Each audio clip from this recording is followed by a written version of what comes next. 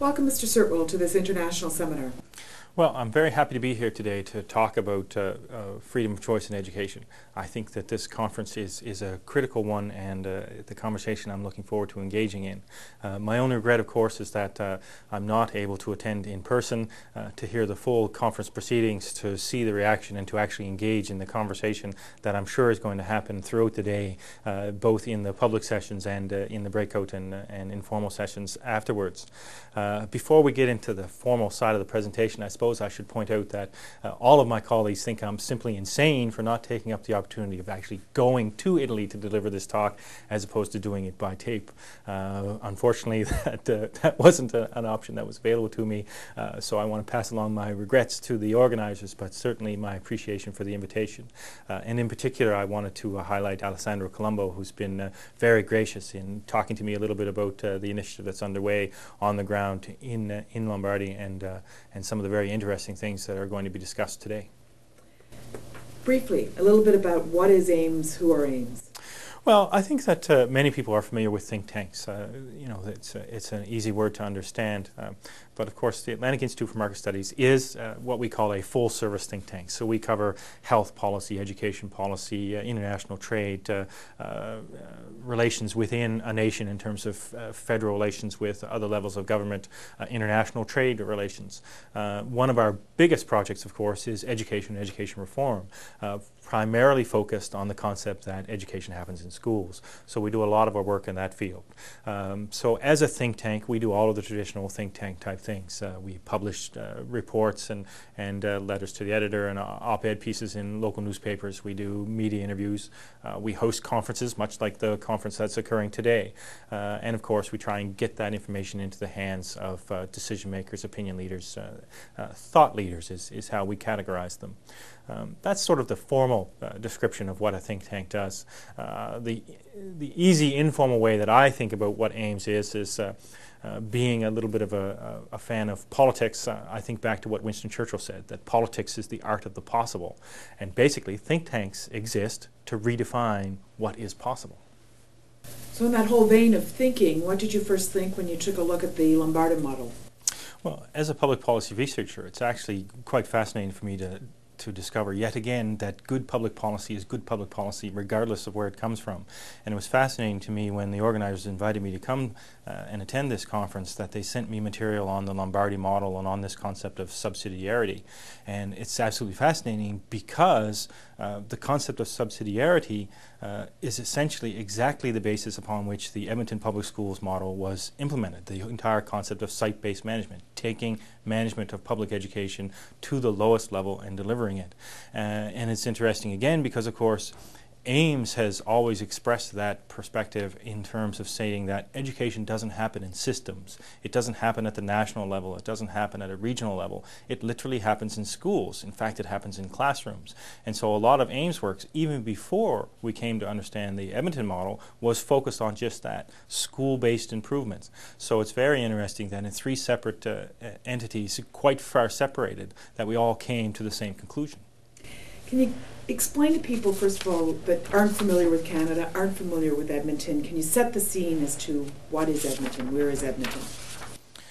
Well, I think before we get to that, we should be talking about one of the other factors around subsidiarity and the importance of governance. Because, of course, when you talk about education reform, more often than not, you get wrapped up into these bindings around curriculum reform, that somehow there is a miracle cure that if you just get the curriculum right, education will work. And in fact, what the evidence has shown us time and time again, and it's evidence again with the Lombardi model, with the Edmonton site-based approach, with reform in Sweden and New Zealand and other places across Europe, is that effective education reform is actually more about systems. It's about getting the management right.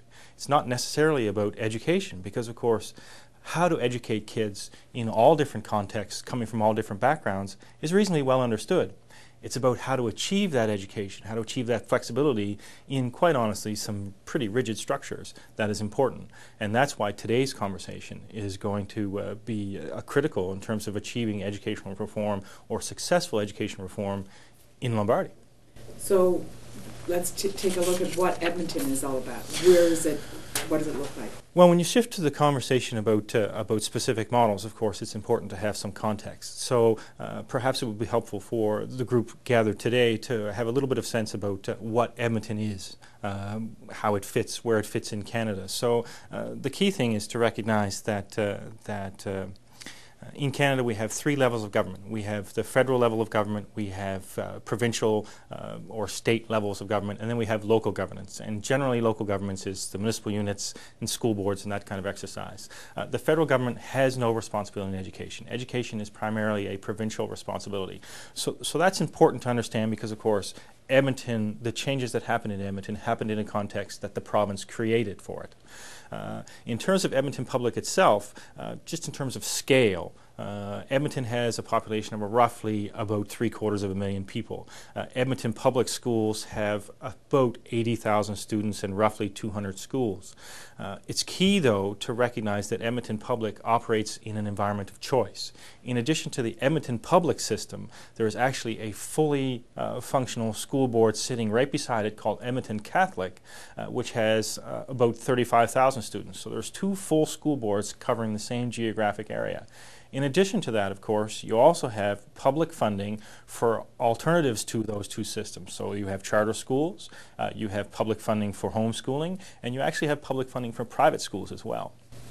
So what is the societal context of Edmonton? Well, that's one of the key things. It's interesting that I've spent probably the last 5 years studying the Edmonton model, and the question that I keep asking, and that particularly the people in Edmonton have a difficulty in answering, is why Edmonton, why in the late 70s, early 80s, and why has it sustained itself over time? And one of the important things, I think, when you're talking in the context of Italy or Switzerland or New Zealand in terms of reinventing these changes, is to understand that there are societal factors that supported this change. Edmonton is part of Alberta. Alberta is a province that was basically continues to maintain its frontier mentality. The society is very much focused on the individual, their individual responsibility, their individual freedom. They focus very much on a competitive view of themselves. They are very much interested in solutions, not in problems. They literally live and breathe the concept of lead, follow, or get out of the way. In fact, to bring it back to the context of today's event, those words, trust, freedom, and responsibility, would be words that would very much resonate with the people in Edmonton and the people of Alberta. And not so much in words that they would understand, but in words that they actually live by. So why did Edmonton Public Schools need to change?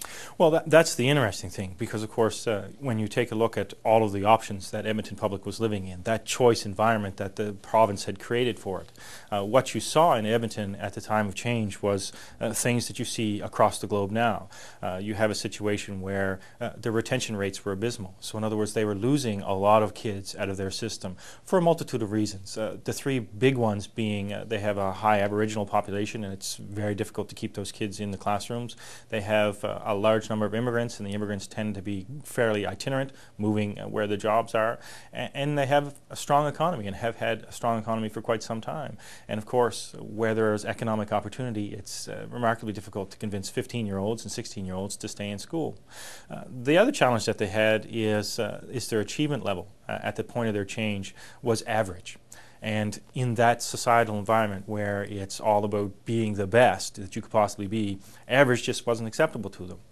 And of course, the striker that kind of led to the immediate change was the fact that they had a significant teacher strike in the late 1970s.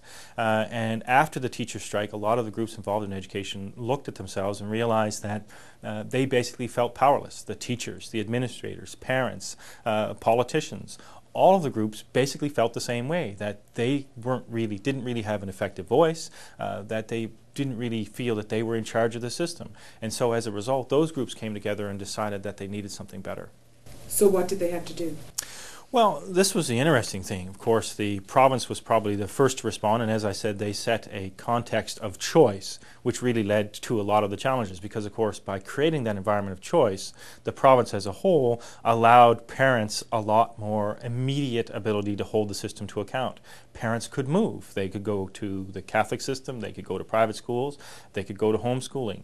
And in fact, probably the key driver for the Edmonton change was, in fact, the situation that they were doing that. And so Edmonton Public was seeing its enrollment numbers down. So key factor number one, the province made it possible. They made it possible by funding choice, other options. They made it possible by requiring standardized assessments at 3, 6, 9, and 12 so that there was data collected around student achievement.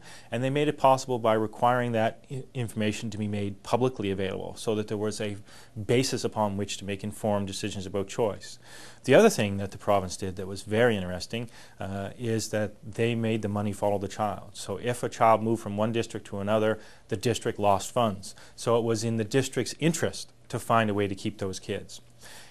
The interesting thing for Edmonton Public, though, is that the Edmonton Public School Board decided that they would mirror those changes at the board level. So instead of just money moving into the board, it was money moving among schools in the board. So it was now in the interest of the schools to meet that demand, to respond to that issue. The Edmonton Public system also changed from a central services agency to a central supply exercise. Instead of a central office where things were dictated to and services were set up, the central office became an area where central services were purchased. Schools could choose not to avail themselves of the services supplied from central office. Just think of that in terms of the significance of that change. It became an institution where the market dictated what was supplied and wasn't supplied.